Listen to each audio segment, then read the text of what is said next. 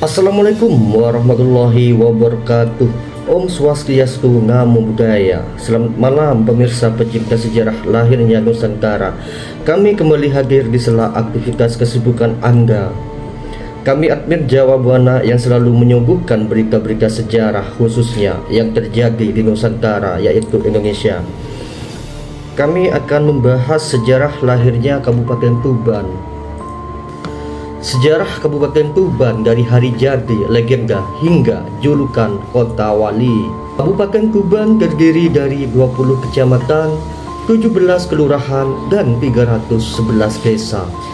Oke, untuk melihat jejak sejarahnya Tuban selengkapnya, mari kita langsung simak video yang saya sajikan. Sejarah Kabupaten Tuban bermula dari Ronggolawe versus Majapahit.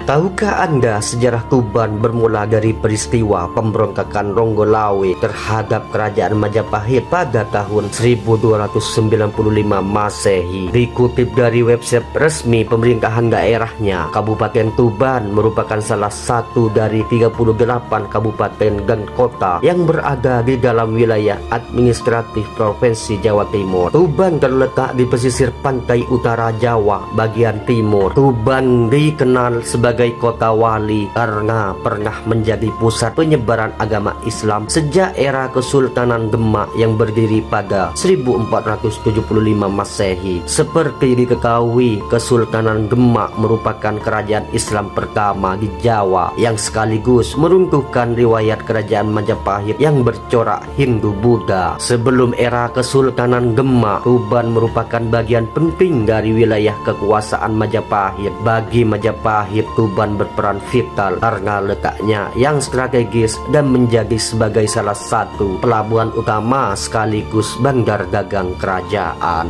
Hari jadi Tuban yang diperingati setiap tanggal 12 November merujuk tanggal ditunjuknya Raden Haryo Ronggolawe sebagai Bupati Tuban oleh Raja pertama Majapahit, Raden Wijaya, yakni pada 12 November 1293. Dikisahkan dalam riwayat, Ronggolawe atau Ranggalawe merupakan salah satu pengikut setia Raden Wijaya yang turut merintis pendirian kerajaan Majapahit pada tahun 1293 Masehi. Selain beberapa tokoh penting lainnya seperti Arya Wiraraja, Ngambi, Kebo Mahesa, Anabrang, juga Lembu Sora. Ronggolawe adalah salah satu putra Arya Wiraraja, Bupati Sumenep atau orang menyebut sekarang Sumenep di Pulau Madura. Selain itu, Ronggolawe juga berkerabat dengan Lembu Sora yang tidak lain adalah pamannya. 3 orang yang terikat jaringan keluarga ini mengabdi di Majapahit sejak era pertama. Raden Wijaya atau Kertarajasa pada tahun 1293 sampai 1309. Tak lama setelah Majapahit berdiri, tepatnya tanggal 12 November 1293, Raden Wijaya menunjuk Ronggolawe sebagai Adipati Tuban, wilayah taklukan Majapahit di pesisir pantai utara. Namun keputusan raja tersebut tidak memuaskan Ronggolawe. Ia merasa seharusnya mendapatkan posisi yang lebih baik. Kekesalan Ronggolawe semakin memuncak lantaran Raden Wijaya mengangkat Ngambi sebagai Perdana Menteri. Menurut Ronggolawe, jabatan patih lebih pantas disandang oleh Lembu Sora, pamannya. Lembu Sora bagi Ronggolawe jauh lebih berjasa daripada Ngambi dalam perjuangan mendirikan kerajaan Majapahit. Namun Lembu Sora ternyata memilih patuh atas kebijakan raja. Ia juga mengasihati Ronggolawe agar memohon maaf kepada Raden Wijaya. Akan tetapi Ronggolawe tidak mau dan memilih kembali ke Tuban. Gugurnya Ronggolawe sang Adipati Tuban. Sikap Ronggolawe memantik intrik di internal istana. Mulai terdengar desas-desus bahwa Ronggolawe hendak memberontak dan sedang mempersiapkan pasukan di Tuban untuk menyerang Majapahit. Hasutan juga terdengar di sekitar Raden Wijaya yang membuat sang raja terpaksa memerintahkan Ngambi bersama Lembu Sora dan Kebo Anabrang menggalang pasukan Majapahit menuju Tuban untuk menghukum Ronggolawe. Ronggolawe yang mendengar kabar bahwa pasukan Majapahit sedang bergerak menuju Tuban segera mempersiapkan mempersiapkan diri dan lantas diberangkatkan untuk menghadang. Slamet Mulyana dalam tafsir sejarah negara Kertagama tahun 2006 mengutip Kidung Ranggalawe menuliskan bahwa perang antara pasukan Ronggolawe melawan Majapahit terjadi sekitar Sungai Tambak Beras, Jombang. Singkat cerita, terjadilah duel 1 lawan 1 antara Ronggolawe menghadapi Kebo Anabrang. Duel di tengah derasnya aliran Sungai Tambak Beras itu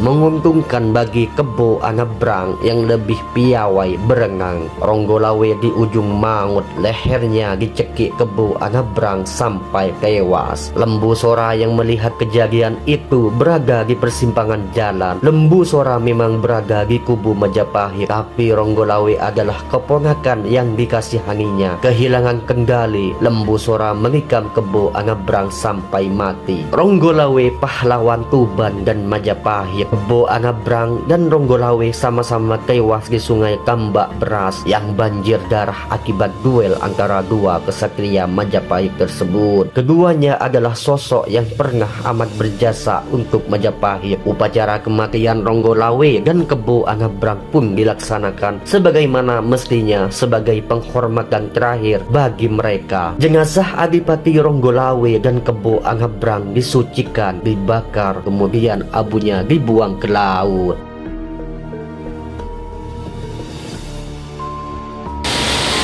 Pemirsa, informasi tadi tentang sejarah lahirnya Tuban mengakhiri perjumpaan kita malam ini. Kami selaku admin Jawa Buana pamit undur diri. Salam Rahayu, Om Swastiastu, salam budaya. Assalamualaikum warahmatullahi wabarakatuh.